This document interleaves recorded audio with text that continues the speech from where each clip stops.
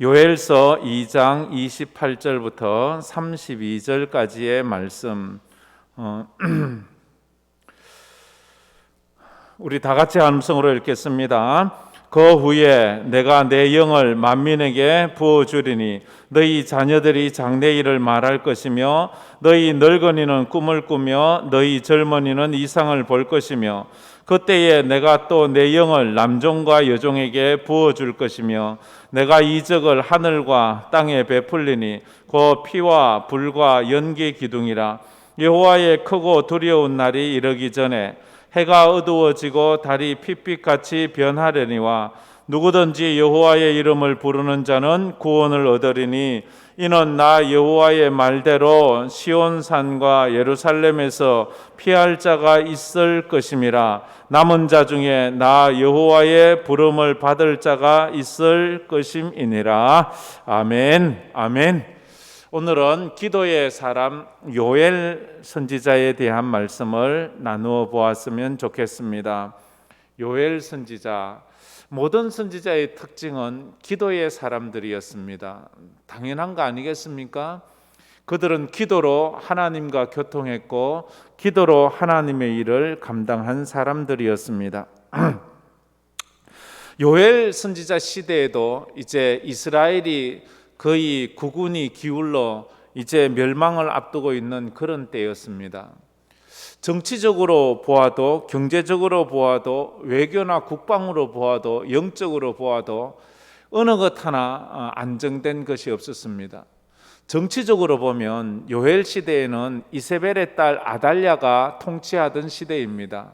이세벨이 우상을 섬기는 여인이었던 것처럼 이세벨의 딸 아달랴도 우상을 섬기는 그 어머니를 본받아 이스라엘에 우상을 전파했습니다. 그리고 아달랴는 이세벨보다 더 악한 것은, 아달랴는 자기가 자기 손으로 자기 자식을 죽이고 자기 손주들을 다 죽이고 자기가 여왕이 돼요. 참 이런 끔찍한 여인이 통치하던 시대, 그때가 요엘 선지자의 시대였습니다. 경제적으로는 우리가 1장, 2장에 보면 나오는 것처럼 메뚜기 재앙이 찾아옵니다. 가뭄이 찾아옵니다. 모든 산과 들에 있는 모든 푸른색이라는 것은 메뚜기가 다 집어삼키고 하나도 남기지 않은 그런 때입니다. 외교와 국방은 강대국 아수르와 바벨론에 의해서 계속해서 조공을 바쳐야 하지만 나라가 명맥을 유지하고 왕권이 유지되는 그런 시대였습니다. 그래서 더 강대국에게 조공을 바치고 그들의 보호 아래 나라가 유지되는, 나라라고 할 수가 없는 그런 때였습니다.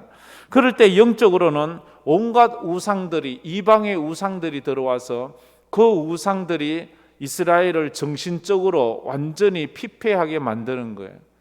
그래서 언제나 이 식민지화 시킬 때, 강대국들이 그 나라와 민족을 식민지 시킬 때 그 나라 사람들의 정신을 완전히 무너뜨려 버립니다. 그 민족의 사람들이 정신적 지주라고 할 수 있는 그런 것들을 다 무너뜨려 버려요. 그게 뭐예요? 가장 큰 게 종교 아닙니까?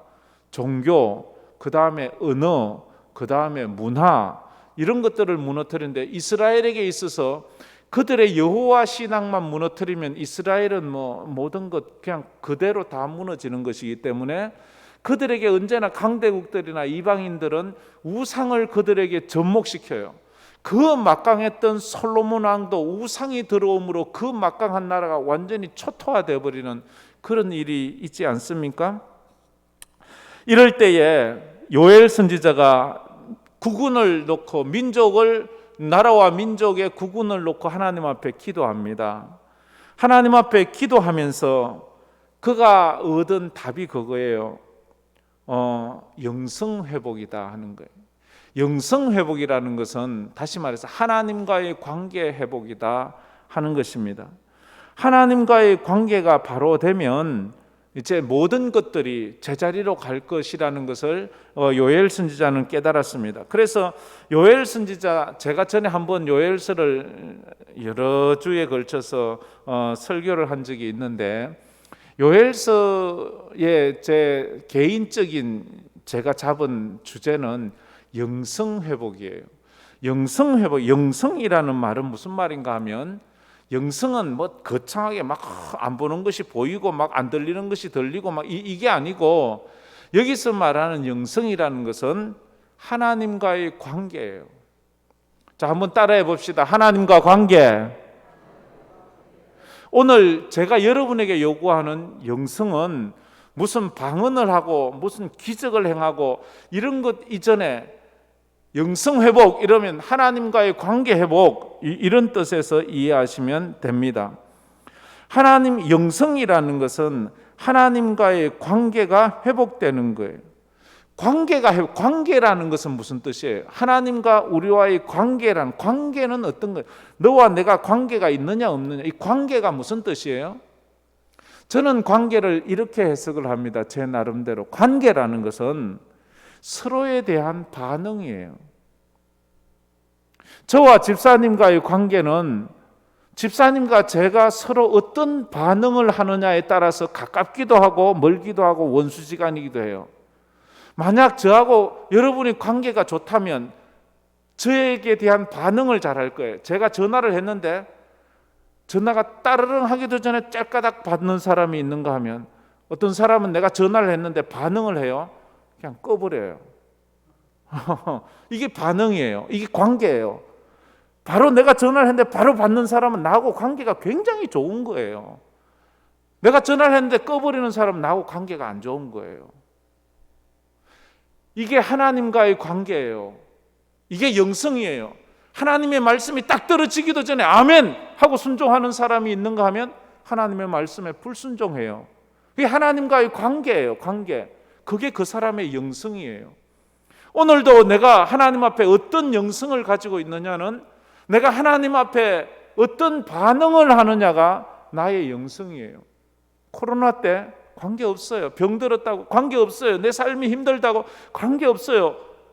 자다가도 엄마는 아이가 울면 벌떡 있느라 쫓아나가잖아. 그게 엄마와 아이의 관계예요. 관계. 자다가도 벌떡 일어나 나가는 거. 근데 아이가 아무리 죽겠다고 울어도 그냥 코 골면서 자요. 그건 관계예요. 관계. 별로 신경 안 쓰는 관계예요. 교회에서의 관계가 그래요. 직분이 교회의 관계를 의미하지 않아요. 어떻게 그 사람이 교회 일에 반응하느냐예요. 교회에서 무슨 일을 하는데 막 만사 데쳐놓고 쫓아오는 사람이 있는가 하면 아무 일 없어도 일을 만들어서 바쁜 사람이 있어요. 그게 관계예요. 여러분은 어떤 관계를 가지고 있습니까? 적에게 보이는 관계와 친구에게 보이는 관계는 달라요. 그래서 하나님과의 관계 회복, 이것이 영성 회복이에요. 전에는 주님을 예배하는 그 자체가 얼마나 좋았어요. 얼마나 좋아요. 이 첫사랑, 사랑하면 그렇잖아요. 또 보고 싶고 또 만나고 싶고 또 가고 싶고. 그런데 관계가 소원해지면 그게 멀어지는 거예요. 이 요엘 선지자가 깨달은 게 그거예요. 이 민족에게 이런 정치적인, 경제적인, 군사적인, 종교적인 모든 문제가 생긴 것은 하나님과의 관계 때문이다라는 거예요. 오늘 이 시대에 우리의 관계가 무엇 때문입니까? 우리의 삶이 그래요. 그래서 영성에 있어서 첫 번째가 뭔가 하면 하나님과의 관계, 하나님께 대한 반응을 잘해야 되는데 그 반응이라는 게 뭐예요? 하나님의 마음을 잘 이해하는 것과 모르는 거예요. 내가 하나님의 마음을 잘 이해합니까? 잘 이해하고 깨닫는 사람은 반응을 잘해요. 근데 하나님의 마음이 깨달아지지 않아요. 탕자가 왜 탕자입니까? 아버지 마음을 모르는 거예요.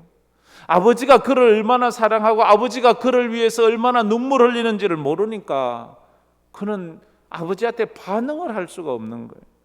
우리가 하나님 앞에 나와서 하나님의 마음을 모르면 하나님 앞에 반응을 못해요. 우리가 하나님이 나를 얼마나 사랑하는지, 하나님께서 날 위해서 어떤 희생이라도 각오하고 있다는 그것을 알면 우리는 그 하나님에 대해서 우리의 반응은 달라질 거예요. 그래서 이 설교라는 게 그래요. 설교는 하나님의 마음을 청중들에게 전해주는 거예요.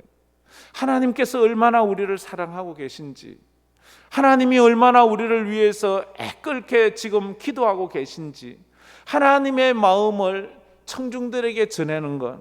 그래서 그 마음을 들은, 하나님의 마음을 들은 청중들의 가슴 속에 하나님의 마음이 깊이 새겨지고 그 심령을 후벼 팔 때에 그들이 하나님 앞으로 나오는 거예요. 하나님 앞에 반응을 하는 거예요. 설교 듣기 전에는 그 반응이 없는 사람이 설교를 들으면서 하나님에 대한 반응이 생기는 거예요. 하나님을 향한 마음이 열리는 거예요. 하나님께 나가고 싶은 막 열망이 생기는 거예요. 그게 바로 설교예요. 설교. 그래서 청중을 하나님 앞에 세우고 하나님께로 이끌고 나오는 것. 그래서 다시 말해서 설교라는 건 하나님과 우리 청중들, 성도들을 이렇게 연결시키는 거죠. 연결시키는 것. 그래서 성령님이 이곳에 오시고 성령님이 이곳에서 설교하는 그런 마음을 주시는 것. 그때 이 설교가 설교자의 설교가 아니고 우리 성령 하나님의 설교라고 생각하면 그 설교를 들으면서 기적이 일어납니다. 치유가 일어납니다. 변화가 일어납니다. 응답이 일어납니다. 그 은혜가 오늘 저녁 있기를 축복합니다.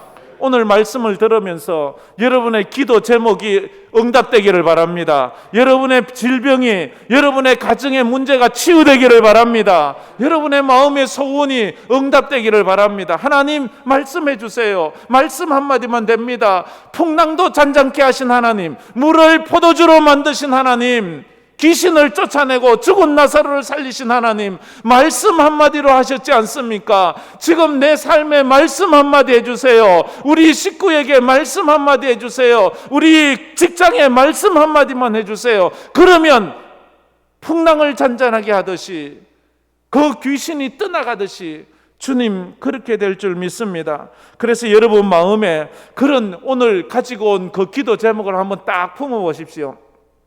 딱 품어보고 어떤 것입니까? 여러분 개인인 것입니까? 여러분 개인의 그 건강 문제입니까? 그러면 오늘 이 시간 먼저 한번 우리가 기도하고 또 이 말씀을 이어갔으면 좋겠는데, 여러분 아픈데 한번 손 얹어 보세요. 여호와 라파 하나님, 나 아파요.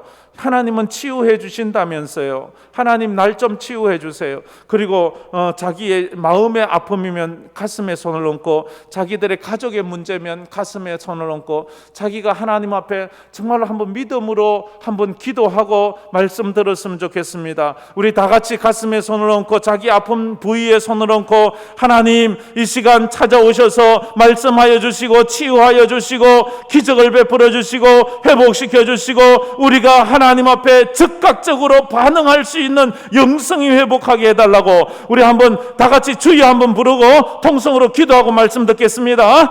주여! 아버지 하나님 감사합니다. 오늘 이 저녁에 저희들이 하나님 앞에 기도하러 나왔습니다. 말씀을 듣습니다. 주여, 이 시간 성령 하나님이 오셔서 말씀하여 주시옵소서. 그래서 우리가 영성이 회복되게 하여 주시옵소서. 잃어버린 하나님과의 관계, 끊어져 버린 하나님과의 관계가 회복되기를 원합니다. 주여, 이 시간 주님 앞에 구합니다. 여호와 라파 하나님께서 사랑하는 성도들의 질병을 치유하여 주시옵소서. 머리부터 발끝까지 관절마다 혈관행을마다 아버지 하나님이여 장기마다 연약한 부위를 주님 아십니다. 아버지 하나님 수술을 앞두고 있습니다. 검사를 해놓았습니다. 결과를 기다리고 있습니다. 치유 중에 있습니다. 나사렛 예수 그리스도 이름으로 명하노니 그 더러운 질병은 떠나갈지어다. 우리 마음의 아픔을 위해서 기도합니다. 우울증 때문에 기도합니다. 잠 못 이루는 것 때문에 기도합니다. 주여 찾아오셔서 치유하여 주시옵소서. 그래서 이 밤에 하나님 앞에 기적을 경험하고 치유를 경험하고 회복을 경험하는 저희들 되게 하여 주시옵소서. 예수님 이름으로 기도드리옵나이다. 아멘. 성령 하나님 나를 만지소서. 상하고 깨어져 지친 나를 새롭게 하소서. 성령의 불러시들은 내 영 살리소서. 이 요엘 선지자는 이걸 깨달았어요. 하나님과의 관계, 하나님과 관계가 회복되는 것이 영성이 회복되는 거예요. 하나님 앞에 어떻게 반응하느냐가, 그렇게 하나님 말씀을 들어도 전혀 감동이 없고 하나님 앞에 나가도 전혀 은혜가 없고 눈물 한 방울 흘리지 않던 이 민족을 불쌍히 여기셔서 하나님 말씀에 반응을 하도록, 십자가 앞에서 반응을 하도록, 여러분은 반응하고 있습니까? 기도회 정도 나오셨으면 참 믿음 생활 잘 하시겠지요. 근데 지금은 어느 순간부터인가 십자가를 봐도 감동이 없어요. 반응이 없어요. 예수님 날 위해 돌아가셨다는 말을 듣고도 아무런 느낌이 없어요. 감사가 없어요. 찬송을 부르고 기도를 해도 아무런 간절함이 없어요. 반응이 없는 거예요. 하나님하고 관계가 없는 거예요. 영성이 없는 거예요. 영성이 그냥 껍데기만 와서 앉아 있는 거예요. 주여, 내가 이렇습니다, 주님. 내 영성이 이렇습니다, 주님. 내 이 신앙이 이렇으면 나를 좀 불쌍히 여겨주세요. 이건 내 인위적으로 안 됩니다. 하나님 이 시간 오셔서 나를 강력하게 주장해 주셔서 이 돌처럼 굳어버린 이 마음을 주님 정말 성령의 불로 확 태워서 주여 이 마음이 녹아지게 하시고 주님 이름만 한번 불러도 내 가슴에서 북받치는 그 은혜가 넘쳐서 눈물이 뚝뚝뚝뚝뚝뚝 흐르고 하나님 은혜만 생각하면 감사 감격하고 주를 위한 시간이 그렇게 귀하고 복되고 그런 마음 주님 그것이 회복되게 해주십시오. 첫사랑이 회복되고 첫 열심이 회복되고 내가 하나님을 더 사랑하게 해주세요. 주 예수보다 더 귀한 것은 없네 예수 밖에는 없네. 이런 찬양을 부를 때에 그냥 입술의 찬양이 아니라 내 인생을 걸고 한번 찬양할 수 있는 그런 은혜를 주십시오. 코로나 때문에 이리 도망가고 저리 도망가고 하다가 신앙 다 잃어버리고 껍데기만 들고 주님 앞에 와 있는 우리 모습, 성령께서 오셔서 우리의 마음에 말씀해 주시고 깨닫게 해 주셔야 돼요. 그래서 성령은 우리에게 오시면 말씀을 가르쳐 주면서 죄를 깨닫게 해주시잖아요. 우리의 죄가 얼마나 끔찍한지를 알게 하시고 그 끔찍한 죄를 깨닫게 하세요. 성령 받기 전에는 그 죄가 그렇게 끔찍하다는 걸 몰랐어요. 누구나 다 그렇게 사는 것 아니야? 남들도 다 그렇게 살아요. 하나님, 세상 다 그런 거예요. 사는 게 그런 거지요. 그 죄가 얼마나 끔찍하다는 것을 몰랐어요. 그것 때문에 하나님이 얼마나 아파하는지도 몰랐어요. 그런데 어느 날 성령 받고 나니까 그 죄가 얼마나 크다는 것이 생각나고 그저 가슴을 치고 마음이 아픈 거예요. 하나님, 내 죄가 깨달아지고 하나님 내 죄가 기억나게 해주세요. 하나님 내 죄가 깨달아지고 내 죄가 기억나게 해주세요. 그래서 그것을 풀어가게 해주세요. 왜 이렇게 회개를 위해서 기도합니까? 회개 없이는 응답이 없어요. 회개 없는 응답은 없어요. 목사님 왜 나는 기도해도 응답이 없어요? 목사님 나는 왜 그렇게 기도해도 난 내 병도 치유해 주지 않고 내 삶이 풀리지 않아요? 물론 하나님의 뜻이 있겠지만 그러나 영적으로 보면 회개하지 않아서 그래요. 회개하라 그래요. 진정한 회개가 없는 거예요. 진정한 회개가 없이는 진정한 응답이 없는 거예요. 요엘 선지자는 그것을 알았어요. 인생의 문제가 풀리기를 원한다면, 그 인생의 문제를 풀기를 원한다면 회개를 해야 된다는 것. 그래서 요엘 선지자의 메시지를 들은 이 이스라엘 민족이 뒤에 가면 회개를 하거든요. 전 민족이 회개해요. 금식하면서 회개 기도를 해요. 그래 기도하면서 주여 우리를 불쌍히 여겨주세요. 주여 우리 민족을 불쌍히 여겨주세요. 주여 나를 불쌍히 여겨주세요. 그들의 가장 핵심이 바로 이 기도를 합니다. 불쌍히 여겨달라는 거예요. 내가 얼마나 죄인인지 나가 압니다. 내가 얼마나 끔찍한 죄를 지었는지 주님이 아십니다. 하나님, 그래서 나는 불쌍히 여김을 받지 않고는 아무것도 안 돼. 하나님 나를 불쌍히 여겨야지만 내가 하나님 앞에 나갈 수 있고 하나님 앞에 은혜를 받을 수 있습니다. 주여 오늘 이 저녁에도 우리를 불쌍히 여겨 주옵소서. 할렐루야. 그래요. 이 불쌍히 여김 받지 않아도 될 사람이 있나요? 어디 저 뒤에 다 우리는 다 불쌍히 받아야 될 사람이에요. 하나님, 나를 이 김 목사를 좀 불쌍히 여겨주세요. 정말 이 김 목사 불쌍히 목사로 세워졌는데 능력 받아야 되는데 은혜 받아야 되는데 하나님 성령 충만 받아야 되는데 내 머리로 하려고 하고 내 경험으로 하려고 하는 이 어리석음을 불쌍히 여겨주세요. 주여, 우리 성도님들 살려고 얼마나 바쁘덩치는데 아프고 힘들고 지치고 괴롭고 그럼에도 불구하고 하나님 믿음으로 살려고 몸부림치는 저들 주님 불쌍히 좀 여겨주세요. 불쌍히 여겨주세요. 그게 우리 기도입니다.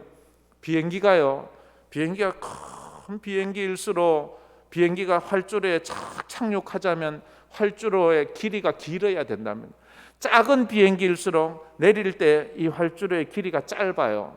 그런데 큰 비행기 사람이 300명 타고 500명 타고 막 이렇게 어마어마하게 큰 비행기는 이 거리가 막 1km, 2km 막 이렇게 길어야지만 이게 안전하게 쫙 착륙을 해요. 그렇잖아요, 그죠? 충분한 거리가 있어야 돼요.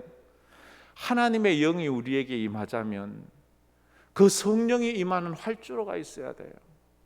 그 성령이 임하는 활주로는요, 회개의 길을 따라서 주님이 임하는 거예요. 회개가 임하는 곳에, 강력한 회개가 임한 곳에 하나님의 성령은 더 강력하게 임하고, 회개가 없는 곳에는 성령이 임할 수가 없어요. 앉으려고 하는데 앉을 자리가 없잖아요.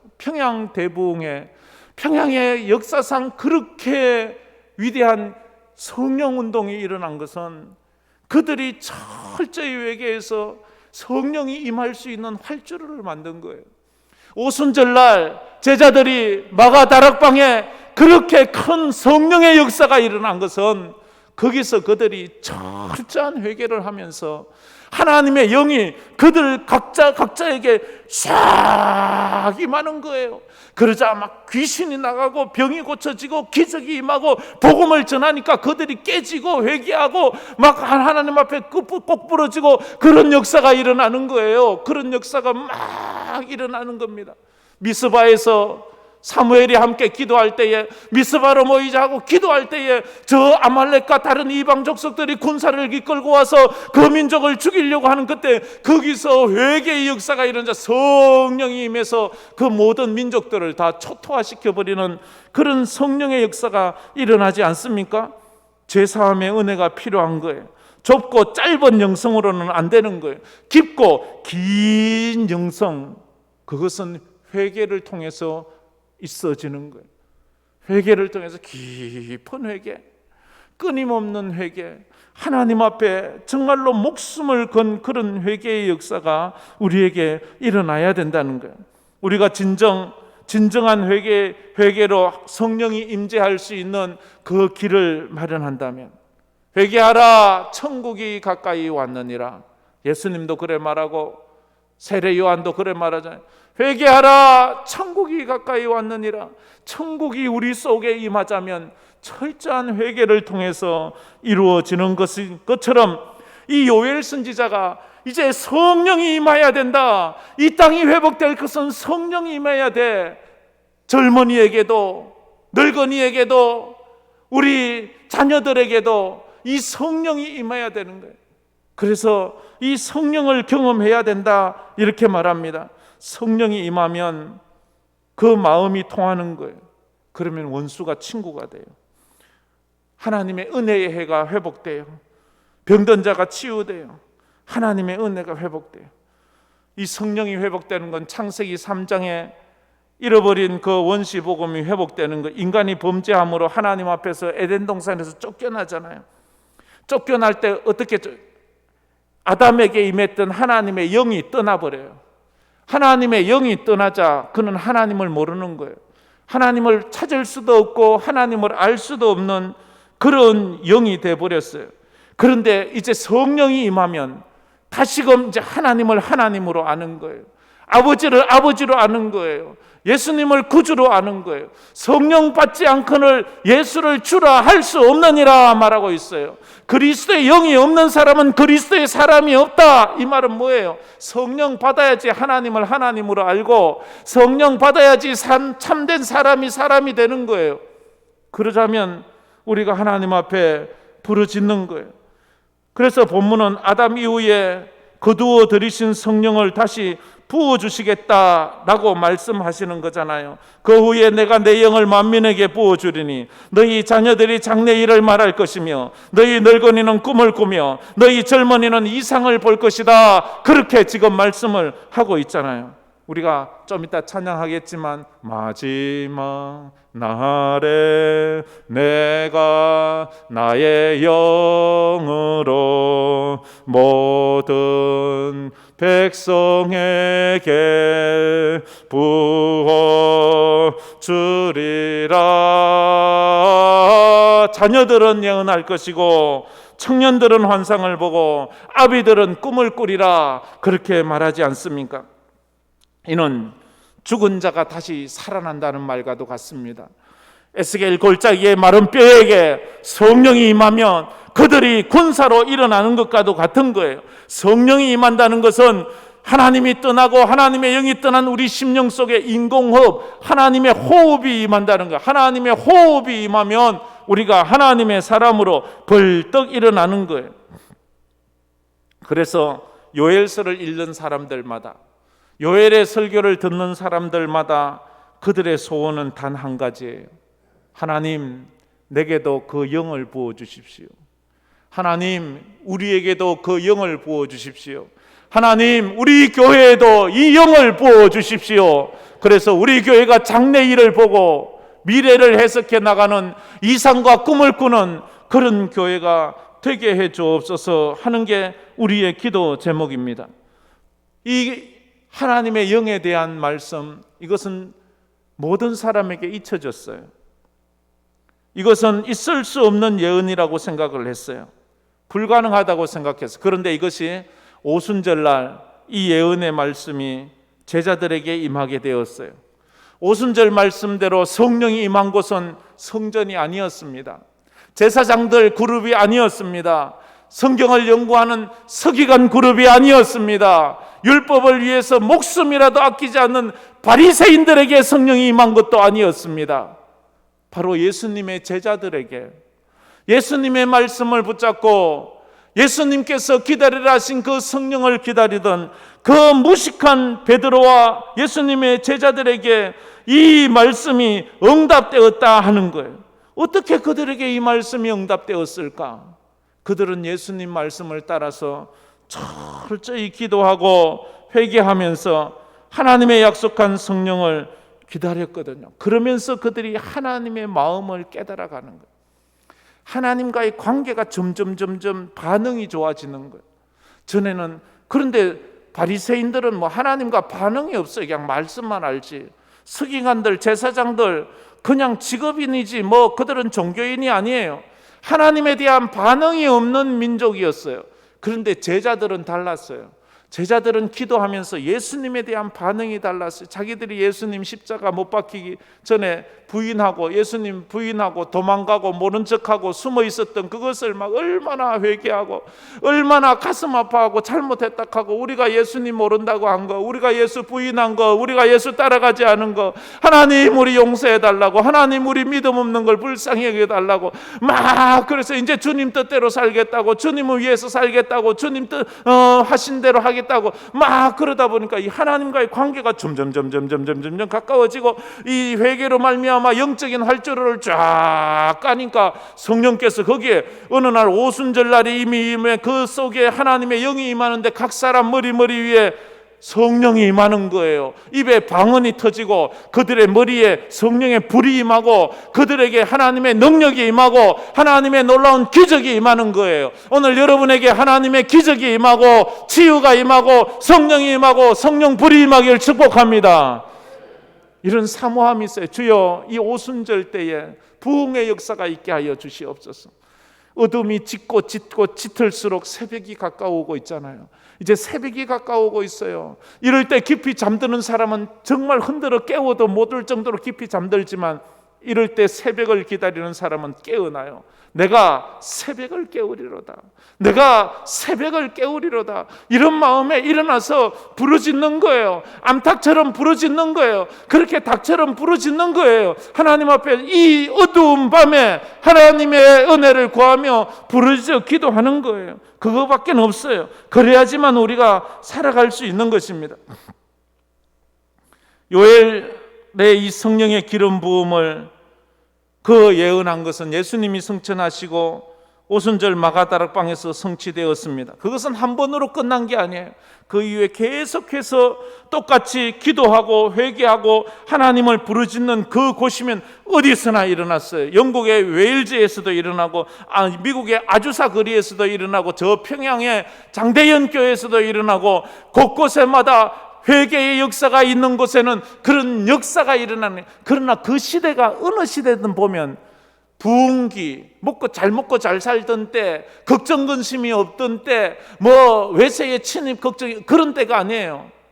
영국도 먹고 살기 힘들고 모든 사람들이 절망 가운데 술에 찌들고 도박에 찌들어 사던 그때에 회개 운동이 일어났고, 미국의 아주사 거리도 거기에서는 더 이상 희망이 없는 그때에, 그래서 서로가 서로를 총으로 쏴 죽이고, 그렇게 걸거리마다 도박이 난무하고 술집이 난무하는 그런 때에 부흥운동, 회개운동, 기도운동이 일어났어요. 우리 평양의 장대현 부흥운동이 일어날 때 한국이 세상에서 제일 부강한 나라였을 때입니까?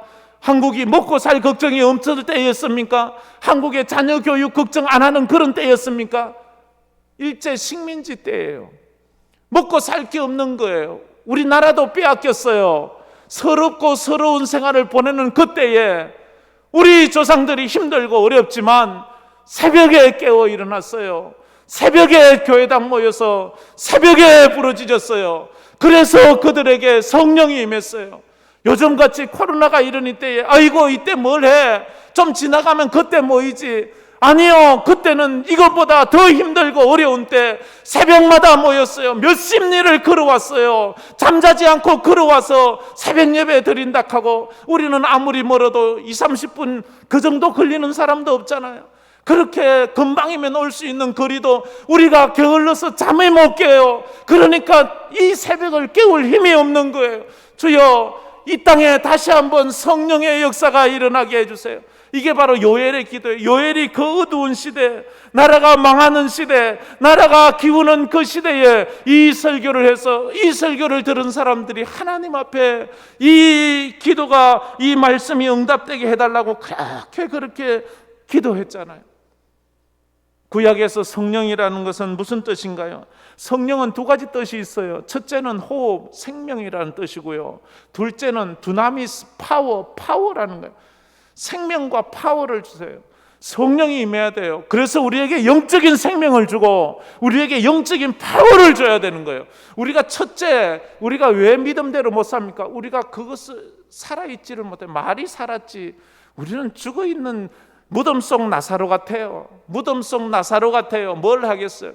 근데 우리가 나와 있다 해도 우리는 못해요. 왜? 능력이 없어요. 하나님, 성령 부어주세요. 성령 부어달라는 말은 내게 생명을 주시고 내게 그 일을 할 수 있는 파워, 힘을 주세요. 능력을 주세요. 그러면 내가 능히 그 일을 하겠습니다. 이렇게 하잖아요. 우리가 직분은 있어요. 우리가 나름대로 구원받을 믿음은 있어요. 그런데 내가 그 믿음대로 살 수 있는 능력이 없어요. 능력이 없어요. 집사로서 집사다운 능력이 없고, 권사가 권사다운 삶을 살 수 있는 능력이 없고, 장로가 장로다운 삶을 살 수 있는 능력이 없어요. 목사가 목사다운 삶을 살 수 있는 능력이 없어요. 능력이. 주여, 내게 능력을 주세요. 내게 능력을 주세요. 그거예요. 그거. 하나님의 영은 인간에게 생명을 부어주시잖아요. 그 영이 임하면 우리 삶의 의미와 능력을 우리가 가지게 되어 있습니다. 그래서 아담에게 생기를 불어넣어 아담으로 사명 감당하게 했듯이, 예수는 처녀 마리아의 몸에 잉태되어 성령으로 잉태되어 그 사역을 감당하게 했던 것처럼, 우리도 하나님의 성령이 임하면 인간이 할 수 없는 것을 할 수 있고, 인간으로서는 견딜 수 없는 것을 견디면서 그 일을 해내고, 인간으로서는 인내할 수 없고 참을 수 없고 버틸 수 없는 것을 버티게 하는 힘을 주시면서 그 일을 하게 하신다 하는 것입니다. 그래서 우리가 성령을 꼭 받아야 되는 이유가 뭐예요? 우리가, 여러분과 제가 성령 받아야 되는 이유, 부자 되기 위해서? 어디 가서 출세하고 자랑하기 위해서? 아니요. 성령 받기 위해서 제일 중요한 것은요, 죄 짓지 않기 위해서 성령 받아야 돼요. 성령 안 받으면요, 우린 죄 지어요. 우린 넘어져요. 우리는 약해요. 우린 날마다 약하잖아요. 우린 날마다 넘어지잖아요. 그래서 성령 받아야 돼요. 두 번째, 성령 받기 위해서 왜 필요하나요? 참된 예수쟁이 되기 위해서 성령 받아야 돼요. 내가 아무리 예수쟁이 되려고 해도 성령 받지 않고는 안 돼요. 누구든지 그리스도의 영이 없으면 그리스도의 사람이 아니라 말했습니다. 사람이 물과 성령으로 거듭나지 아니하면 하나님의 나라에 들어갈 수 없느니라 말했어요. 그러므로 성령으로 아니하고는 누구든지 예수를 주라 할 수 없느니라. 그래서 우리가 성령 받아야 돼요. 그래야 성령 받아요. 성령을 받고 신앙생활하면 더 이상 이 성경이 이론이 아니에요. 성경은 생명이에요. 생명. 그래서 오순절날 제자들이 성령 받고는 어떻게 됐어요? 인생이 바뀌고 삶이 색깔이 바뀌어요. 흑백 같은 신앙생활 하던 사람이 총천연색 풀 컬러의 신앙생활을 하는 거예요. 뜨뜻미지근한 신앙생활 하던 사람이 성령 받고는 완전히 능력의 사람이 되는 거예요. 겁쟁이가, 비겁한 사람이, 도망가던 사람이 주를 위해 전도자가 되고 주님을 위한 선교자가 되면서 그렇게 그 사명을 감당하는 사람이 되었잖아요. 우리가 성령 받자면 능력 받기 위해서 성령을 받아요. 성령 충만해야 돼요. 그래서 오늘 28절 말씀 있잖아요. 여기에 보면 장래일을 말하고 꿈을 말하고 이상, 이건 전부 다 미래지향적인 거예요. 성령 받으면 미래지향적인 사람이 돼요. 자, 28절 우리 다 같이 읽어봅시다. 그 후에 내가 내 영을 만민에게 부어주리니 너희 자녀들은 장래일을 말할 것이며 너희 늙은이는 꿈을 꾸며 너희 젊은이는 이상을 보리라. 여기 보면 자녀는 장래일, 꿈, 이상, 이건 다 미래적인 거예요. 근데 우리는 어때요? 과거에 붙잡혀 살아요. 현재에 집착하며 살아요. 성경은 미래를 향하여 살아가라고 하는데 우리는 과거에 붙잡혀 살든지 지금의 삶에 집착하면서 살아요. 지금의 삶, 이 땅의 삶에 집착하며 살아요. 그러지 말아야 돼요. 우리가 꿈과 비전을 달라고 하나님 앞에 기도할 때가 많아요. 근데요, 그건 우선순위가 틀렸어요. 순서가 틀려요. 꿈과 비전을 주십시오 하지 말고요, 하나님 성령 주십시오라고 해야 돼요. 성령 받으면 꿈과 비전이 생겨요. 성령 받으면 하나님이 꿈과 비전을 주세요. 꿈과 비전 주세요 하는 것은 하나님의 꿈과 비전에 자기 야망과 자기 욕망일 때가 참 많아요. 그래서 우리가 하나님 앞에 먼저 꿈과 비전을 구하기 전에 하나님 성령을 주세요. 성령 주시면 성령 받은 사람들은 꿈과 비전의 사람이 됩니다. 언제 모세가 하나님 앞에 나 꿈 주세요, 나 비전 주세요 했습니까? 아니에요. 모세가 떨기나무 불꽃 가운데서 성령 받고 나니까 비전이 생긴 거예요. 애굽에 가서 자기 백성을, 언제 사도 바울이 땅끝까지 이르러 복음 전하겠습니다, 비전 주세요 이랬어? 아니요. 그가 다메섹 도상에서 성령 받고 난 이후에 세계 선교에 대한 꿈과 비전을 하나님이 주시는 거예요. 언제 제자들이 그렇게 많은 세계 선교의 꿈을 가져요? 아니에요. 그들은 그런 꿈이 없었어요. 그런데 성령을 받고 나니까 하나님이 그런 꿈과 비전을 주세요. 하나님께서 여러분과 우리와 우리 교회에 하나님이 성령 부어주신다면 우리는 우리가 생각할 수도 없었던 그런 놀라운 꿈과 비전을 가지고 우리가 상상할 수 없었던 그 큰 일에 우리를 사용하시는 것을 우리가 보고 깨닫고 알아갈 수 있을 것입니다. 그 은혜가 있기를 주의 이름으로 축복합니다. 성도가 성령을 받으면 하나님의 뜻을 따라 살고자 하는 몸부림을 쳐요. 그래서 사모함이, 하나님 이 저녁에 사모하게 해달라고, 성령 베풀어 달라고, 하나님 정말 오늘 이 저녁에 하나님 만나게 해달라고, 성령 충만하게 해달라고. 그래서 성령 충만함으로 하나님 앞에 나갈 수 있도록, 성령 받아서 내 삶의 이 모든 환경을 이겨낼 수 있는 힘과 능력을 허락해 달라고 기도하는 여러분 되기를 주의 이름으로 축복합니다.